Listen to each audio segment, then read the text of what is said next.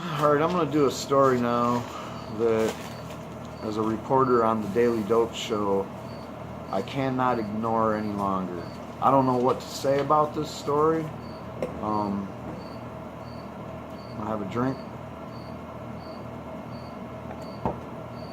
Try to take a little breath. And realize that this story is what is unfolding here in the Philippines is one of the most egregious violations of human rights that we've seen in decades. I mean, yeah, people are going to immediately jump on me. What are you talking about? And that's the whole problem. That is the whole problem right there. You're talking about people that are given the green light to execute their fellow man, woman, or child for the simple crime of being involved in the quote-unquote illicit drug market. This is an open war, not just a war on drugs in hyperbole or de facto, or we're waging this war on drugs where we're doing some paramilitary stuff down in Colombia and doing some stop and frisk in New York. No, this is people walking around with guns, shooting people in the head for using drugs. And you might want to ask, why are you doing this story? This is a marijuana news thing, right? Well, I mean, no, this is the Daily Dope Show. I'm against the drug war, blah, blah, blah, but this is the year of marijuana. I'm going to do so many more marijuana stories than anything else. That's what I do. I'm a medical marijuana caregiver in Michigan. I've been a marijuana activist my whole life. I just fought for recreational marijuana and hemp to be legalized in Michigan under the My Legalized banner, and that failed. Apparently, we're doing stories about that. But meanwhile, I cannot let this go. And just to, let's say, qualify that story to people that might just be here for marijuana stories, let's just see what President Duterte's, let's see what his stance is on marijuana. And this is when he was running for president, by the way. I couldn't find anything lately that he said about it. But here, when he was running for president, we have his stance on marijuana. Although he said he would never allow the recreational use of marijuana, Digong is in favor of medical marijuana because it's because of the benefits it can provide to those who need it. Medical marijuana, yes, because it is an ingredient of the modern medicine now, he's quoted as saying. Quote, there are medicines now being developed or already in the market that contains marijuana as a component but used for medical purposes, said Duterte in an interview with ABC.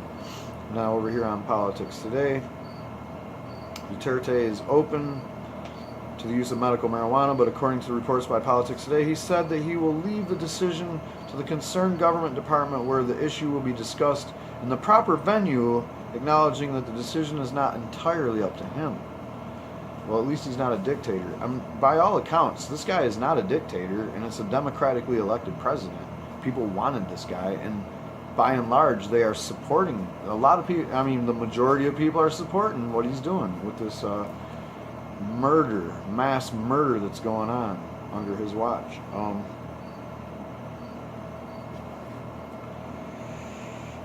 But despite his assurance that medical marijuana may be allowed in the Philippines, he reminded those who are planning to abuse the law that his rule against illegal drugs will apply. So did you hear that?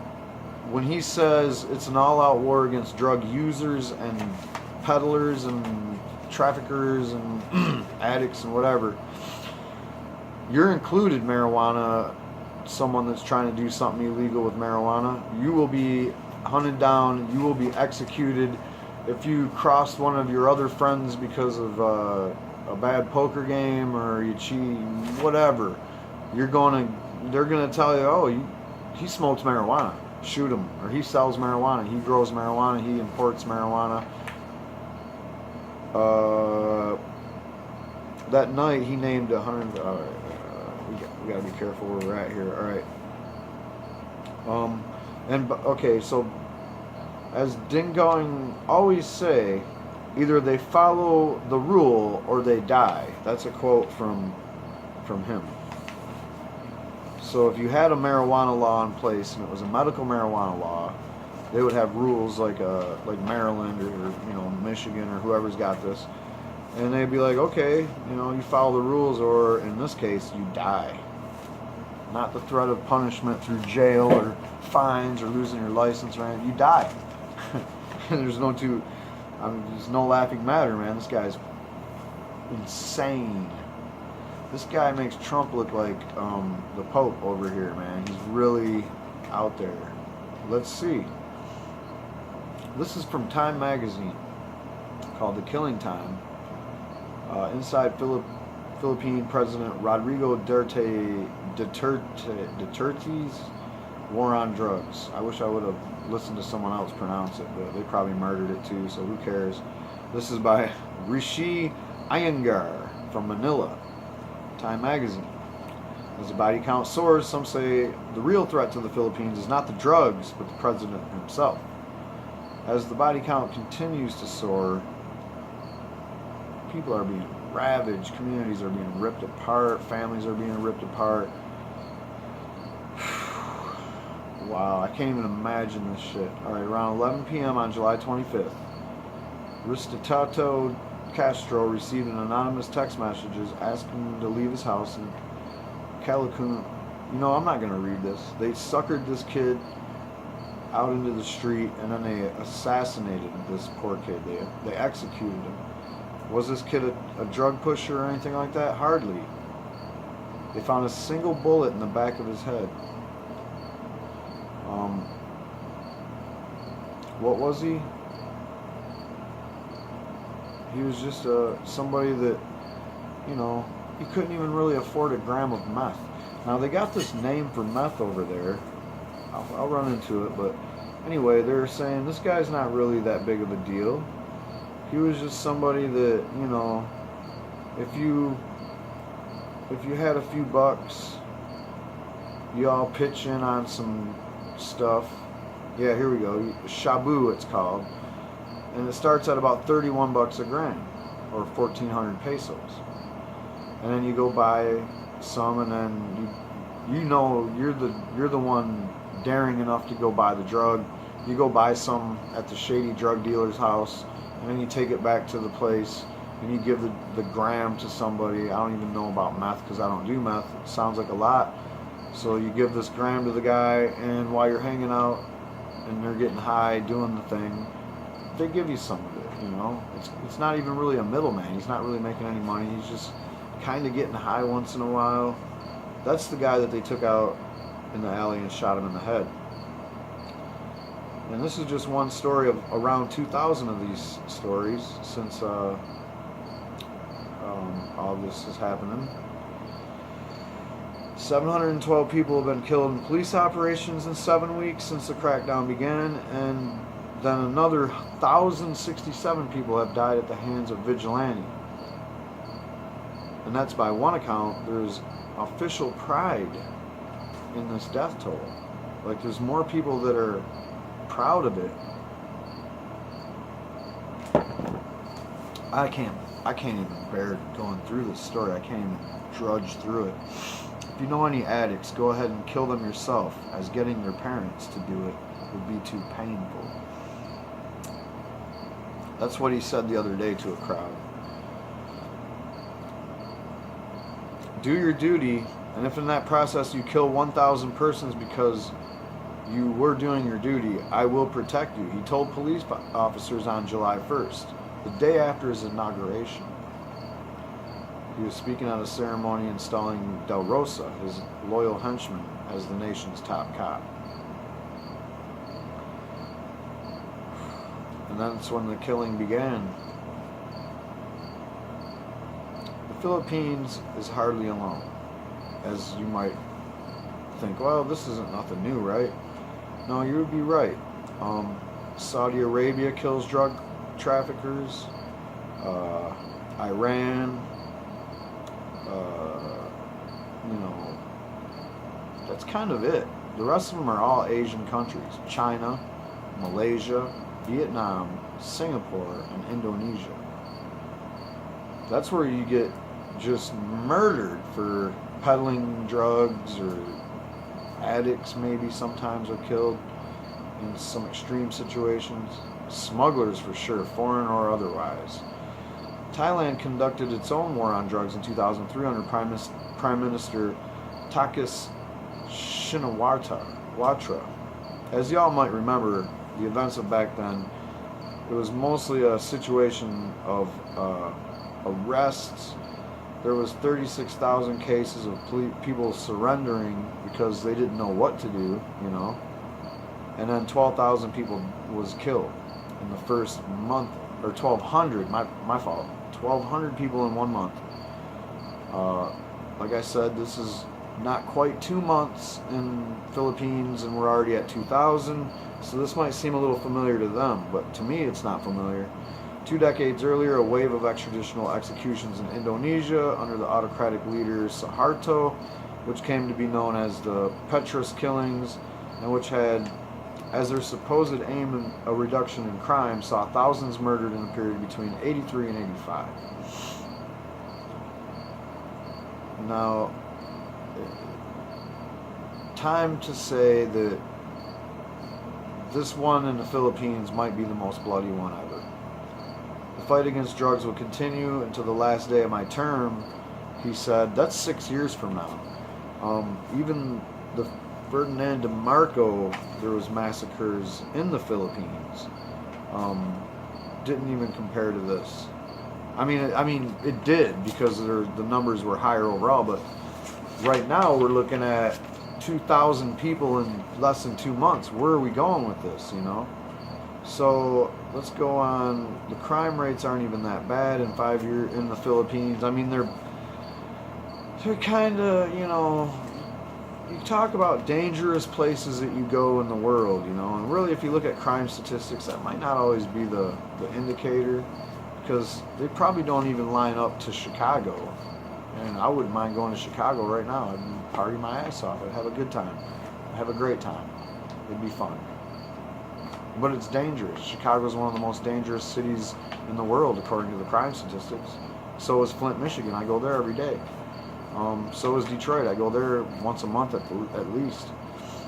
I lived in Detroit. I lived in Flint. I mean, crime statistics be it what they may, is it bad to just walk around on the streets? Is there just like, you picture like you're walking down this road and it's like a Flintstones cartoon where the background just keeps repeating itself, and it's people getting robbed and windows breaking and car alarms going off and guns getting shot off and some chicks getting raped in the alley. I mean, that's just not how it is, man. And it just ain't how it is in the Philippines either. From 2010 to 2015, PNP figures show that the total numbers across the nation's top 15 cities averaged 12,000 a year in murders. More people have already died in the first 7 weeks of this drug war. So 1,200 a year, whoop-de schmoop-de. That's murders in 15 cities. The top cities in the world for murder. What about meth? They have about the same meth rate usage as the U.S. When Duterte made the eradication of crime a cornerstone of his campaign, he pledged to kill 100,000 criminals. He earned an emphatic victory, bagging 38% of the vote in a 5-candidate race. This despite a demagogic abortionist that places him alongside some of history's most notorious rulers. And like I said, I'm about to run through some of his rhetoric, and brace yourselves. This makes Trump look like a little boy on the playground, for real. On the campaign trail, his joke was that he should have been the first one in 1989 rape of an Australian missionary in Davao. And his public branding of his daughter as a drama queen after she revealed that she had been raped were seen as salty stump speeches instead of indications of an ungoverned mind. Sound familiar? Only way crazier? Yeah, come on, man. This guy's a lunatic. His boast of 1,700 suspected criminals killed by death squads during his time as mayor of Davao, where he was in office for 22 years, was also glossed over. I mean, he bragged about it. I killed 1,200 or 1,700 people. They might have been criminals. I don't know. They were suspects, though, and I killed them all when I was mayor. This fucking guy is evil as hell, man. In April, he said that he would pardon himself for the crime of multiple murder if voted into the nation's highest office. So he's like, yeah, I committed atrocities, but vote me in and I'll just wipe the record clean. Like, it was good. It was a good thing.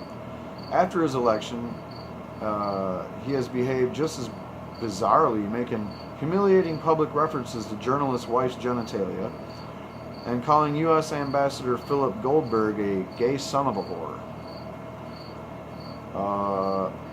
All of this has been overlooked because Duterte is thought of to be a business-friendly type guy, and because, above all, he has promised to clean up the streets.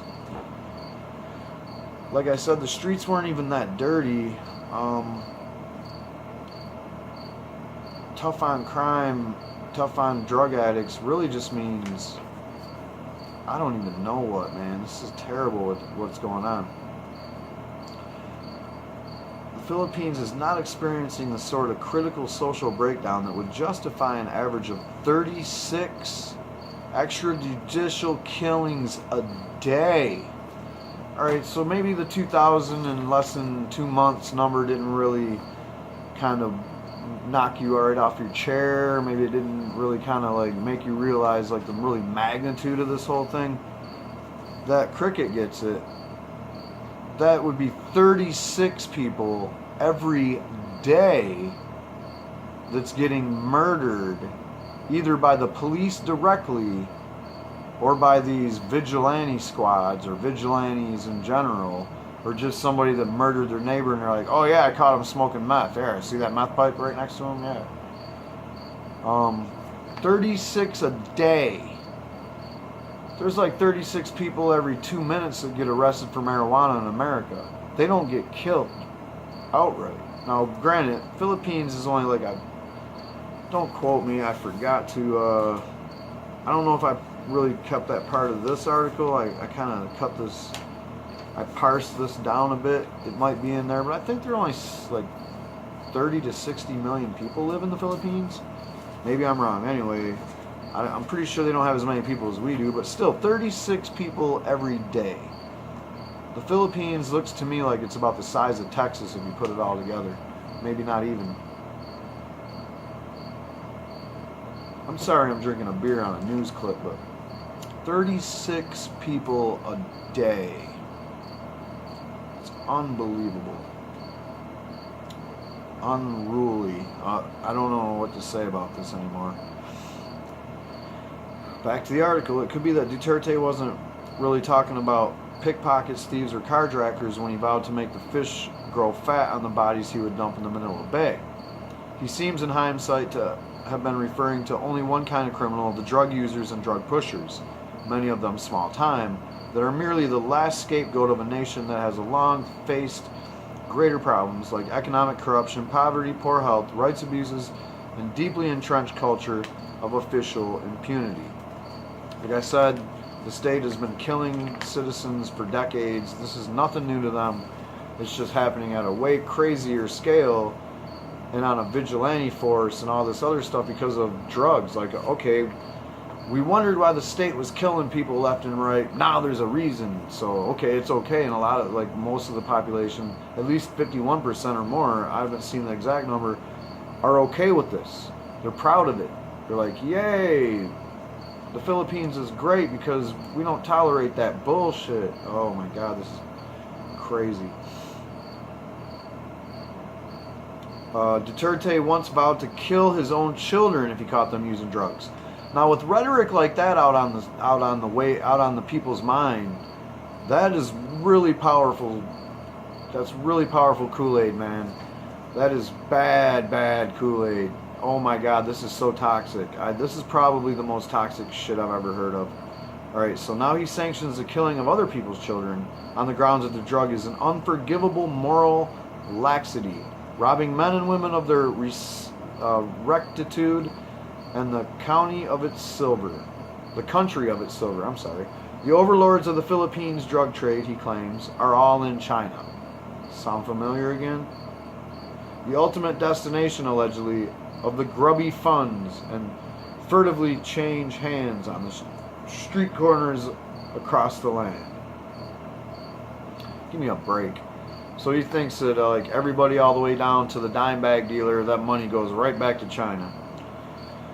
His rhetoric doesn't get any better, man. So how bad is the Philippine drug problem? According to the UNODC data, the highest ever recorded figure for the prevalence of amphetamine use in the Philippines is 2.35. That is a high figure, but the equivalent figure in the U.S. is 2.2. And the world's amphetamine crisis is among Australian males, where the prevalence is 2.9. That's the worst in the world, according to this UNODC. When it comes to illicit opiate use, the Philippines' prevalence is just 0.05. Wow. Compared to 5.41 in the U.S. and 3.3 in Australia. For cocaine, the Philippines figure is about only 0.03. In the UK, it's 2.4. In Australia, 2.1. In the U.S., it's also 2.1. So it sounds like if the country has money, it can afford cocaine. Bingo, they do more of it. If not, bam, they do more meth. Heroin, kind of a mixed bag. Philippines, not such a big place for heroin. It's mostly meth. It seems like. It looks like meth is the choice, the drug of choice for this drug war is definitely going against all drugs, but it seems like his rhetoric, he's always talking about meth. Alright, so nevertheless, Duterte succeeded in convincing a large number of his people that drug use constitutes such an emergency that the very existence of the nation is threatened, and not only his rule can save the Philippines, it's the oldest autocratic trick in the book. We're on a slippery slope towards tyranny, Philippine Senator Leila de Lima tells Time. A week after he took office, a poll conducted by Philippine Research from Pulse Asia shows that an astonishing 91% of Filipinos had a high degree of trust in Duterte. Among them are people like Ray Antonio Nadira, a 33-year-old maintenance worker in the country's second largest city, Cebu, who says that by the time Duterte's campaign is over, all the addicts will be straightened out. In Manila's Pasing Ling district, local resident Jamie Ko says, the people killed are the dirt of society. What Duterte's doing, his war on illegal drugs, is right. It's good. The dirt of society? In my opinion, of many Filipinos, law and order is a major issue, and previous administrations weren't effective or dedicated in addressing it. Richard Javad Haydarian, a professor of political science at Manila's De La Salle University, tells Time in an email. Duterte, he says, has a lot of political capital to dispense with. Sounds like it. Sounds like everybody loves the guy. But that was before the bodies began to pile up. Now, less than 2 months later, many others are appalled at the forces that have been unleashed. There is also a deep shock at the drug war's financial implications. Duterte has given huge funding boosts to the police and military by slashing the country's health budget by 25% and reducing expenditure on critical sectors like agriculture, labor, employment, and foreign affairs. On the other hand, the budget for the presidential office has increased tenfold and now includes a provision of $150 million for representation and entertainment. Man, this guy is almost like a Hussein level dictator, but not really. Like I said, he was democratically elected. Now he's in there. He's gonna just run this thing like a old car. Just run it right into the ground, man. Drive it till it dies. Whether it's state sanctioned or not, quote, I would say at the very least all these killings are state inspired, says De Lima. Former chairperson of the County Commission on Human Rights and subsequently Secretary of the Department of Justice, De Lima has been waging an effectively lone battle from within the government against Duterte for the last 2 months. The 56-year-old lawmaker, who also heads the Senate Committee on Justice and Human Rights, called for a probe into the extrajudicial killings 2 weeks after Duterte assumed office. She faced intense backlash on social media from Duterte supporters. Sound familiar again? Who vilified her as a coddler and protector, in her words, of the country's drug syndicates. Duterte's own response has been to launch a smear campaign. He's attempting to convince Filipinos that De Lima is the prey of drug gangs and that she has had sex escapades, his words, with her driver, who he suggests collects bribes on her behalf. Several colleagues in the Senate have also pushed back, dismissing an investigation as premature. What's the threshold? Shall we wait until 1,000 are killed, 10,000, or 100,000 before doing something? On August 8th, not imagining presumably that just 2 weeks later, first of those body counts would have been exceeded almost by 100%. Alright, I'm done here. I'm not going to read this whole article. This clip is already longer than I wanted it to be. There's a lot of opinions about it, either way, both ways. This guy is just handing out free passes for anybody to kill anybody.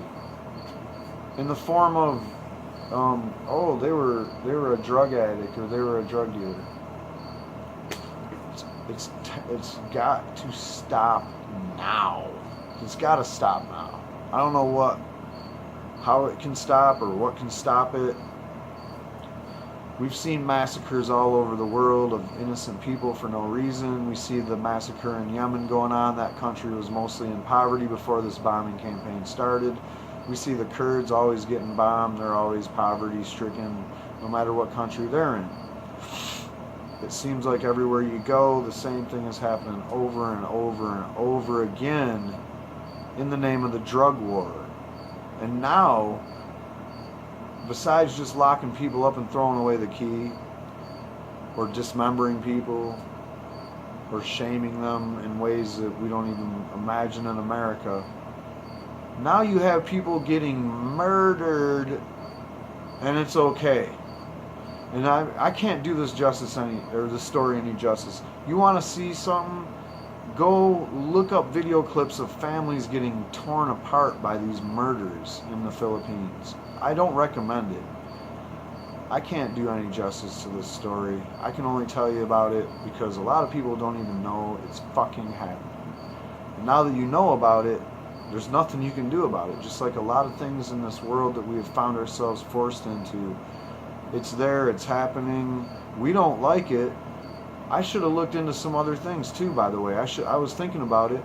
Do we fund the Philippines at all? I know we used to back in the day, and then there was controversy over it because of all the slaughter that was going on back in the 80s.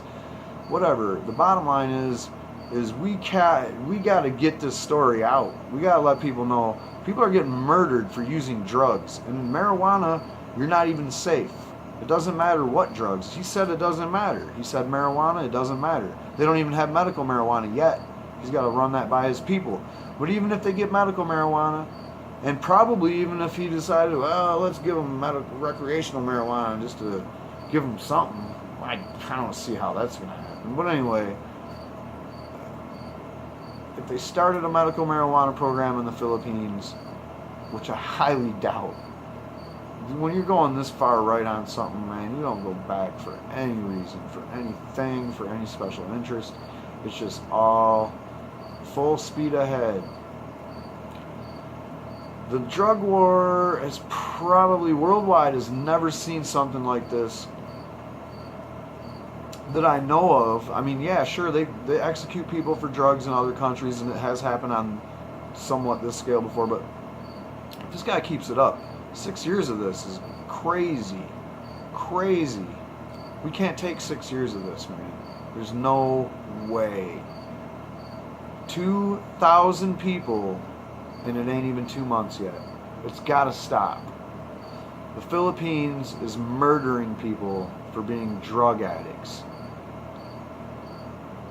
for even using drugs.